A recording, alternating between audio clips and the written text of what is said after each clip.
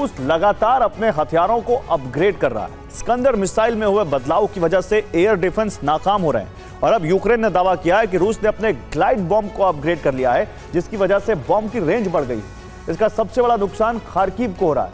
रूसी fighter jet अब border cross किए बिना ही खार्किव पर ताबड़तोड़ हमले कर रहे हैं। रूस अब बॉम्ब से 200 किलोमीटर दूर तक हमले में सक्षम है। खार्किव के बाद पोल्टावा तक धमाके हो रहे हैं। यूक्रेन के कुछ हिस्सों में ब्लैकआउट की कोशिश की वजह से रूस ने हमलों की रफ्तार तेज कर दी है। 3.5 साल से अधिक लंबे इस युद्ध में कभी ब्रेडली और चैलेंजर जैसे टैंकों का एक्शन देखा, तो कभी अटैक एमएस और स्टॉर्म शैडो मिसाइलों की ताकत।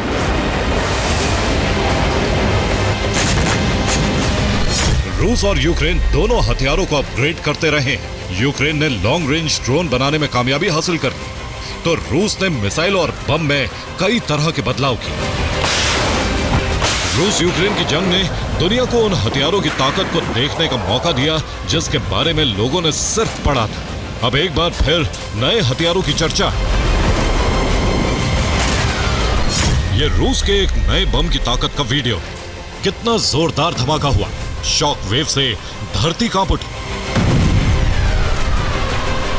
खार्किव में रूस ने बम से हमला किया। टारगेट पर लोजोवाया रेलवे स्टेशन था। सेना के लिए अहम रेलवे स्टेशन नष्ट हो गया। रिपोर्ट के मुताबिक यह हमला फॉब सीरीज के बम से किया गया, लेकिन खास बात है कि रूस के फाइटर जेट ने रूसी सीमा के भीतर रहकर ही खार्किव में सटीक निशाना लगाया। नई बात है फॉब सीरीज के बम का अपग्रेडेशन। रूसी बम ने फॉब बम को यूएमपी के किट लगाकर घातक बनाया गया है।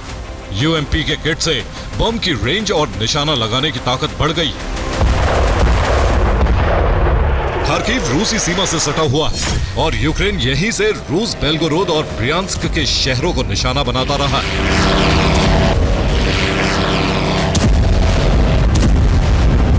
यही वजह है कि रूस खार्किव को खंडर बनाने के मिशन पर आगे बढ़ रहा है। खार्किव से पोल्टावा तक हमले हो रहे हैं। यूक्रेन में बिजली संकट बढ़ता जा रहा है। पाव्लोहराद में भी मिसाइल से हमले हुए हैं। रूस के टारगेट पर यूक्रेन के अलग अलग शहर, लेकिन हर जगह लक्ष्य एक ही है। रूस यूक्रेन में बिजली सप्लाई केंद्रों को निशाना बना रहा है। सीमा के करीब फॉब और कैब बम से हमले हो रहे हैं, तो वहीं बॉर्डर से दूर वाले शहरों में मिसाइल और ड्रोन से हमले हो रहे हैं। सीमा करीब तबाही की वजह रूस के बम का और घातक होना है।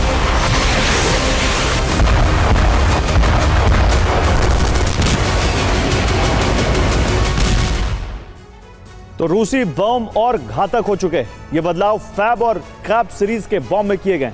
फैब बम को जेट इंजन से लैस किया गया है, जिसकी वजह से इसकी रेंज 150 से 200 किलोमीटर तक हो गई है। यह बम 100 किलो विस्फोटक से हमला करता है। इसके अलावा कैब बम में सॉलिड फ्यूल रॉकेट बूस्टर का इस्तेमाल हो रहा है, जिसकी वजह से बम की रेंज 200 किलोमीटर तक हो गई है। यह भी 100 किलो विस्फोटक से हमला करता है।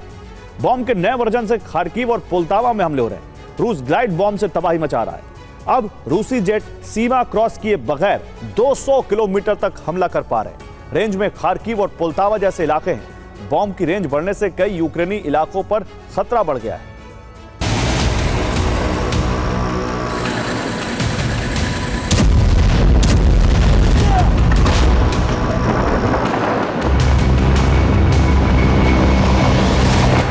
रूसी मिसाइलों ने बिजली सप्लाई करने वाले स्टेशंस को मलबे में बदल दिया है। ऐसा एक नहीं बल्कि यूक्रेन के करीब 15 इलाकों में किया गया है। अब यूक्रेन का ज्यादातर इलाका अंधेरे में डूबा है।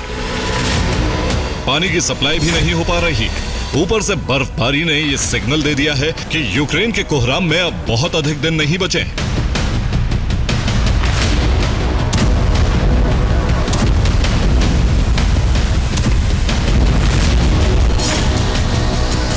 सेना और सरकार अपनी जगह है, लेकिन आम लोगों ने भी मुकाबले की तैयारी शुरू कर दी है। लोग जनरेटर के लिए तेल का स्टॉक तैयार कर रहे हैं। पानी का स्टोरेज तैयार किया जा रहा है। बैटरी और टॉर्च जैसी चीजें खरीद रहे हैं। जेलेंस्की के सामने अब चुनौती युद्ध को जारी रखने के साथ ही यूक्रेन के लोगों को ठंड से बचाना है। जेलेंस्की ने पश्चिमी देशों से जनरेटर की मांग की है। जेलेंस्की ने बैटरी सप्लाई करने की मांग की है, वाटर प्योरीफायर और वाटर हीटर मांगा है।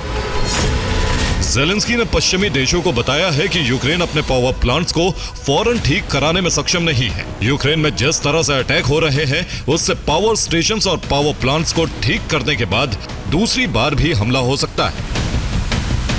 पुतिन चाहते हैं कि बर्फबारी से पहले पूरे यूक्रेन में ब्लैकआउट कर दिया जाए ताकि यूक्रेन सरेंडर कर दे। बिजली संकट बढ़ाने के लिए रूस कोयला प्लांट और खदानों को भी टारगेट कर रहा है। तो थर्मल पावर प्लांट जलाने के साथ रूस यूक्रेन में कोयला का भंडार भी नष्ट कर रहा है। सोमवार को रूस ने निप्रोपेट्रोवस्क में यूक्रेनी कंपनी DTE के कोल प्लांट पर हमला किया। कोयला खदान और प्लांट पर 2 महीने में 6 बार हमले हो चुके हैं। रूस के हमलों की वजह से खदानों में मजदूर फंस गए। खदान में बिजली सप्लाई बंद करने के लिए भी हमले किए गए। यूक्रेन में कई जगह कोयले से बिजली उत्पादन होता है। थर्मल पावर प्लांट में कोयले की सप्लाई होती है।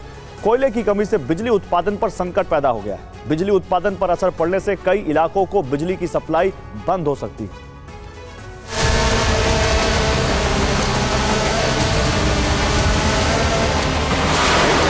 हालांकि जेलेंस्की का दावा है कि रूस को भी यूक्रेन जबरदस्त नुकसान पहुंचा रहा है। 1500 किलोमीटर दूर तक रूसी रिफाइनरी को भी रूस अब बचाने में नाकाम हो रहा है। ज़ैपोरिज़िया में यूक्रेन ने रूस के बड़े हमले को नाकाम करके जता दिया है कि यूक्रेन अभी भी मुकाबला करने में सक्षम है। रूस ने 26 बख्तरबंद वाहनों से हमला किया था। यूक्रेन सेना ने रूस के वाहनों को नष्ट कर दिया। यूक्रेन की टैंक बटालियन ने रूसी सेना पर पलटवार किया था। सूमी में भी रूसी सेना और यूक्रेनी फौज के बीच जबरदस्त जंग चल रही है। रूसी सेना यूक्रेन की आर्टिलरी पोजीशन पर हमले की कोशिश कर रही थी, लेकिन यूक्रेनी सेना ने 30 ड्रोन को गिरा दिया।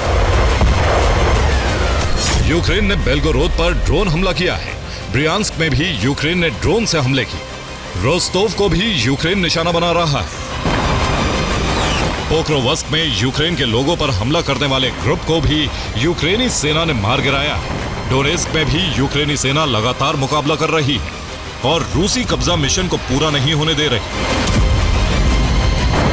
Bureau report, TV9 Bharatvarsh.